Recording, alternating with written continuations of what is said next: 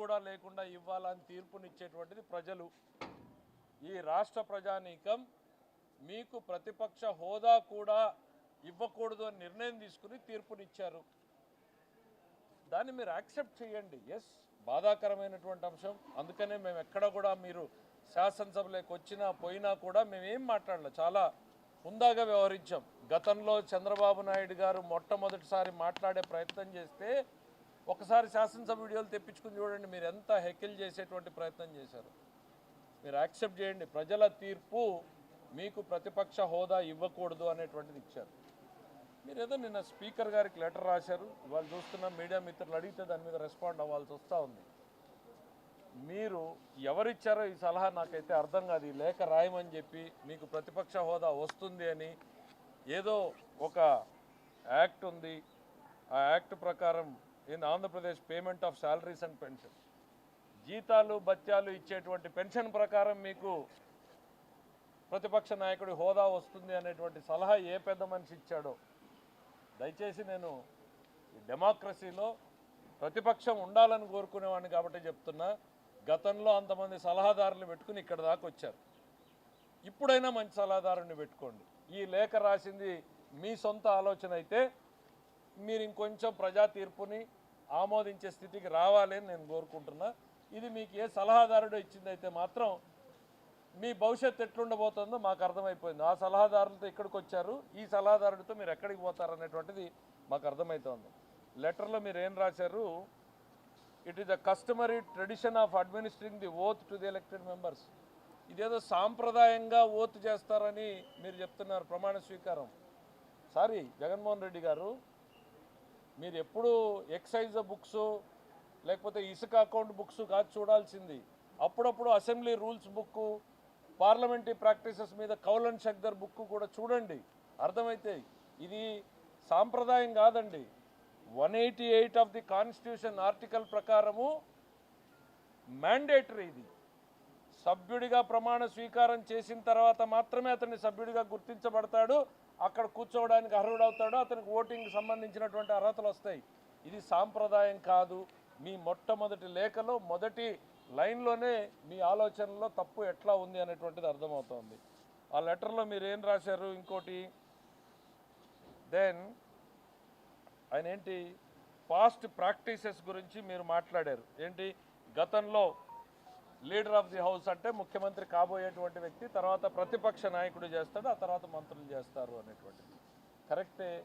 కానీ మీరు ప్రతిపక్ష నాయకుడు కాదే. ఇక్కడ ప్రతిపక్షంలో ఉన్నటువంటి పార్టీకి సంబంధించినటువంటి నాయకుడు మీరు, అంతే.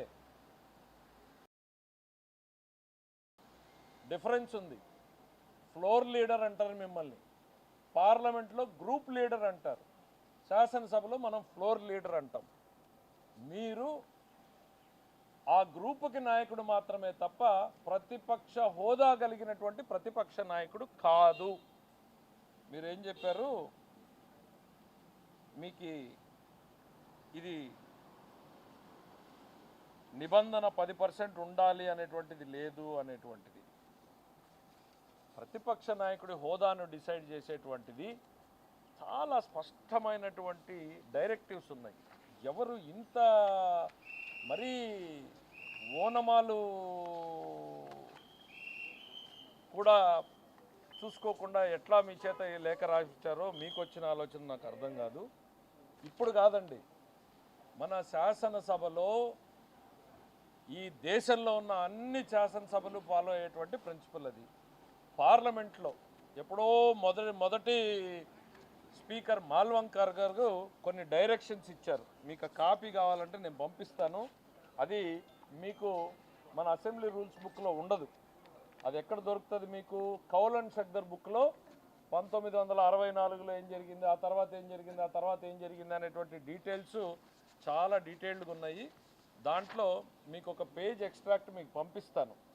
దాంట్లో ఒక లైన్ మీకు చదివి వినిపిస్తాను. ప్రతిపక్ష నాయకుడి హోదా ఎవరికి ఇవ్వాలి అనే దాని మీద మొదటి స్పీకర్ గారు నిబంధనలు పెట్టారు. ఈ రోజుకి కూడా ఆ డైరెక్టివ్స్నే భారతదేశంలో ఉన్న ప్రతి శాసనసభ కూడా ఫాలో అవుతుంది. ఏం దాంట్లో 3-4 ఉన్నాయి. ప్రధానమైనది మీకు సంబంధించి మాత్రం చదువుతాను. shall have at least a strength equal to the quorum fixed to constitute a sitting of the house, that is 1/10 of the total number of the members of the house. సభ జరపడానికి కోరం ఎంత కావడానికి ఎంతమంది ఉండాలో అంతమంది ఉన్నప్పుడు మాత్రమే ప్రతిపక్ష హోదా ఇవ్వాలి అని. అది కూడా ఎంత అనేది కూడా అందులోనే స్పష్టం చేశాడు. 1/10 ఆఫ్ ది హౌస్, 10వ వంతు సభలో ఉన్నటువంటి సభ్యుల్లో 10వ వంతు ఉన్న వాళ్ళకి మాత్రం, దట్ ఈజ్ 10%. మా జగన్మోహన్ రెడ్డి గారు మీరే మొన్నటిదాకా గవర్నమెంట్లో ఉన్నప్పుడు ఏమన్నారు మీరు?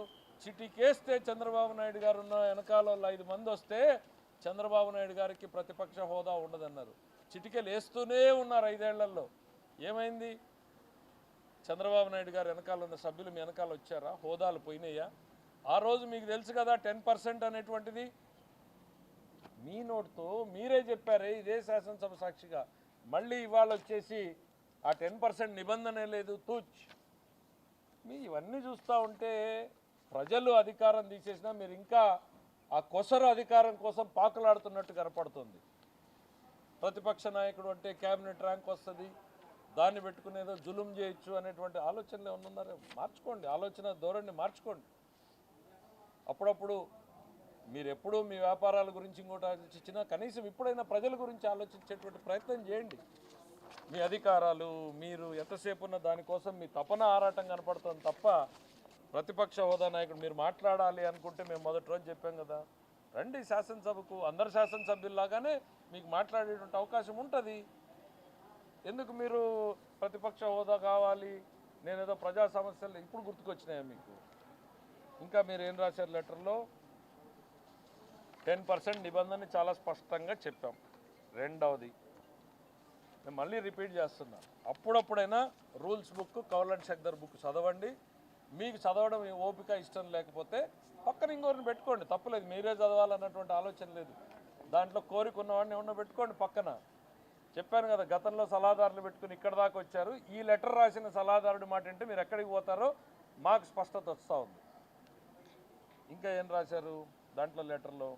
84లో ఉపేంద్ర గారిని లీడర్ ఆఫ్ ది అపోజిషన్ పార్టీగా పార్లమెంట్ గుర్తించింది అని. వాస్తవాలు తెలుసుకోండి జగన్మోహన్ రెడ్డి గారు. ఆ రోజు దేశంలో వీఆర్ ది లార్జెస్ట్ పార్టీ, గర్వంగా చెప్తాం. తెలుగుదేశం పార్టీ లార్జెస్ట్ పార్టీగా అవతరించింది ఆ రోజు. పార్లమెంటు నిబంధనల ప్రకారం 30 మంది ఉంటే వాళ్ళని ఒక గ్రూప్ లీడర్గా గుర్తిస్తారు. ఆ రోజుకి నాకు గుర్తుంటే ఉపేంద్ర గారు లోక్సభ సభ్యుడు కాదు, రాజ్యసభ సభ్యుడు ఆయన, ఇఫ్ ఐఎమ్ కరెక్ట్. వెరిఫై చేసి చెప్తాను. మా పార్లమెంటరీ పార్టీ లీడర్గా మేము ఆయన్ని పెడితే ఆయన లోక్సభ వ్యవస్థ గ్రూప్ లీడర్గా గుర్తించింది, అంటే ఫ్లోర్ లీడర్గా గుర్తించింది. ఆ తర్వాత జరిగిన పరిణామాలు కూడా చెప్తున్నాం. ఆ తర్వాత ఇతర కారణాలతో ఒక సభ్యుడు రిజైన్ చేస్తే మాకు ఆ హోదా పోయింది 29 మంది అయ్యేటప్పటికి మాకు. సో ఆ రోజు ఉపేంద్ర గారికి లీడర్ ఆఫ్ అపోజిషన్ ఇవ్వలేదండి. ఈ just a group leader, floor leader. Floor లీడర్లు ఎంతమంది ఉంటారు అనేటువంటిది కూడా నేను మీకు చెప్తాను. ఇంకా నెక్స్ట్ ఏంటి మీరు రాసిన లెటర్లో? పి జనార్దన్ రెడ్డి గారిని 94లో లీడర్ ఆఫ్ అపోజిషన్గా ఇచ్చారు. 94లో నేను మొట్టమొదటిసారి శాసనసభలోకి అడుగుపెట్టినటువంటి శాసనసభ్యుడిని. చాలామందికి చరిత్ర నేను ఇవాళ గుర్తు చేస్తున్నాను. 94లో లీడర్ ఆఫ్ అపోజిషన్గా పి జనార్దన్ రెడ్డి గారు లేరు. ఆయన కేవలం కాంగ్రెస్ పార్టీ నాయకుడిగా ఫ్లోర్ లీడర్గా మాత్రమే శాసనసభ గుర్తించింది. ఒకసారి శాసనసభ రికార్డ్స్ వెళ్ళి చూడండి. ఆ రోజు లెజిస్లేటివ్ అఫైర్స్ మినిస్టర్గా ఉన్నవారు ఆయన్ని పదే పదే గుర్తు చేసిన సందర్భాలు నాకు ఉన్నాయి. అయ్యా జనార్దన్ రెడ్డి గారు, మీరు ప్రతిపక్ష నాయకుడు కాదు, మీరు కాంగ్రెస్ పార్టీ ఫ్లోర్ లీడర్ మాత్రమే అనేటువంటి ఆన్ రికార్డ్ ఇవన్నీ మీకు దొరుకుతాయి. రెండవది మీకు ఇంకా ఇంపార్టెంట్, మోస్ట్ ఇంపార్టెంట్ ఆ రోజు డెవలప్మెంట్స్ ఏంటి? 94లో విజయభాస్కర్ రెడ్డి గారు గెలిచారు అన్నటువంటి విషయం చాలామంది మర్చిపోయారు. 94లో విజయభాస్కర్ రెడ్డి గారిని సిఎల్పి లీడర్గా కాంగ్రెస్ లెజిస్లేచర్ పార్టీ ఎన్నుకుంది. ఎన్నుకున్న తర్వాత ఆయన బాబురావు గారు అనే వ్యక్తిని, పి జనార్దన్ రెడ్డిని ఉపనాయకులుగా నియమిస్తూ ఆయన నామినేట్ చేశాడు. దాంతోపాటు కోదండరెడ్డి గారిని కార్యదర్శిగా నియమిస్తూ కోదండరెడ్డి గారు అప్పుడు శాసనసభకి లెటర్ రాసి చెప్పాడయ్యా, ఇట్లా మా నాయకుడు వీళ్ళిద్దరిని ఉపనాయకులుగా గుర్తించారు, మీరు పరిగణలోకి తీసుకోండి. ఇవన్నీ శాసనసభ రికార్డులో ఉన్నాయి. ఆ రోజు సిఎల్పిలో ఏం జరిగింది, విజయభాస్కర్ రెడ్డి గారు తర్వాత సభకు ఎందుకు రాలేదు, అది వేరే విషయం. ఇంట్రెస్టింగ్, పాలిటిక్స్ మీద ఇంట్రెస్ట్ ఉన్న వాళ్ళు అడిగితే తర్వాత చెప్తాం. ఆ రోజు రాజశేఖర రెడ్డి గారు అసెంబ్లీ మెంబర్ కాకపోయినా సిఎల్పికి ఎందుకు వచ్చారు, పార్లమెంటు సభ్యుడిగా ఉన్నటువంటి రాజశేఖర రెడ్డి గారు. ఆ తర్వాత విజయభాస్కర్ రెడ్డి గారు రాజీనామా చేసిన తర్వాత పి జనార్దన్ రెడ్డి గారు మళ్ళీ సిఎల్పి లీడర్గా ఎలక్ట్ అయ్యాడు. నాకు తెలిసి ఉపనాయకులుగా అప్పుడు గాదె వెంకటరెడ్డి గారు, మా జిల్లాకు సంబంధించిన జేసీ దివాకర్ రెడ్డి గారు అయినారు, if my memory is correct. ఆ రోజు కూడా ఆయన ప్రతిపక్ష నాయకుడు కాదు, కేవలం కాంగ్రెస్ పార్టీ నాయకుడు, ఫ్లోర్ లీడర్. ఇట్లాంటి ఫ్లోర్ లీడర్లు ఆ రోజు ఎంతమంది ఉన్నారు అనేటువంటిది మీకు ఏదన్నా ఒక సమాచారం కావాలంటే నాకు బాగా గుర్తుంది. ఎందుకనంటే నేను మొట్టమొదటిసారి శాసనసభకు వచ్చాను. శాసనసభకు వచ్చినప్పుడు ఆ రోజు స్టాల్వార్ట్ లీడర్స్ ఉన్నారు, ఫ్రీడమ్ ఫైటర్స్ ఉన్నారు. సిహెచ్ రాజేశ్వరరావు, విఠల్ రెడ్డి, పువ్వాడి నాగేశ్వరరావు, సిహెచ్ విద్యాసాగర్ రావు, వీళ్ళతో పాటు జనతా పార్టీ నుంచి కొమ్మిరెడ్డి రాములనాయన గారిని గెలిచాడు. మళ్ళీ డికే అరుణ్ గారు అప్పుడు సమాజ్వాదీ పార్టీ నుంచి గెలిచారు. ఇన్ని పార్టీలు 94లో ఉంటే శాసనసభ ఆ రోజు ఎంతమందిని గుర్తించిందో మీకు ఒకసారి చదివి వినిపిస్తాను. శాసనసభ రికార్డు ప్రకారం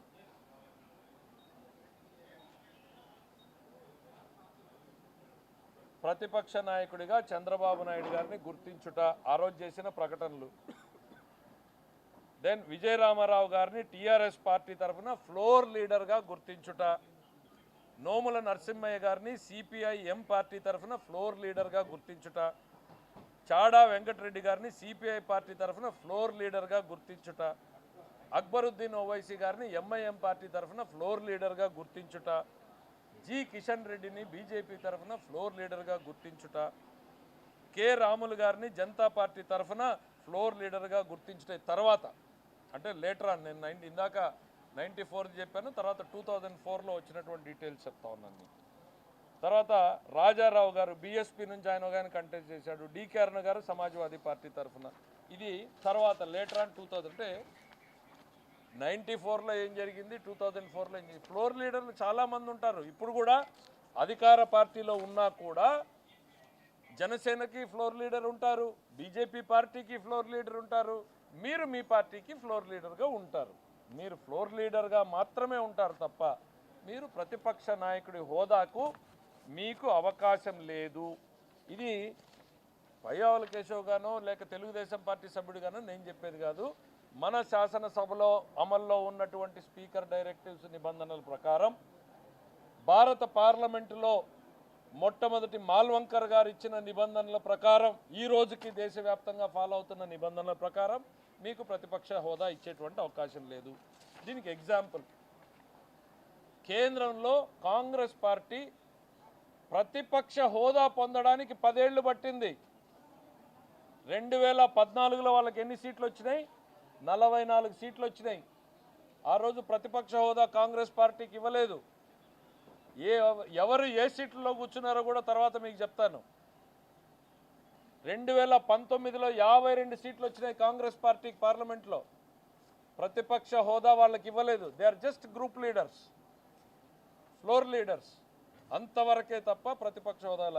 ఈ సంవత్సరం బహుశా ఈరోజు అయిందనుకుంటా, ఇఫ్ ఐఎమ్ కరెక్ట్, ఈరోజు వాళ్ళు రాహుల్ గాంధీని ఏదో ప్రతిపక్ష నాయకుడిగా ఎన్నుకోబోతున్నట్టున్నారు.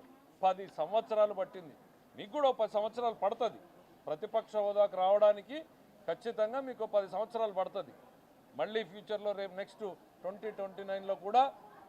ఎందుకనంటే మీ సలహాలు, మీ వైఖరి, ప్రజల పట్ల మీ ఆలోచన, ఎన్నికల్లో ఎందుకు ఓట్లు వేయలేదని ప్రజల్ని తప్పుపడుతున్న విధానం, ఇవన్నీ చూస్తూ ఉంటే మీరు ఎటుపోతున్నారో అర్థమవుతుంది. ఖచ్చితంగా మీరు ప్రతిపక్ష హోదా పొందడానికి కనీసం ఒక 10 ఏళ్ళు పడుతుంది.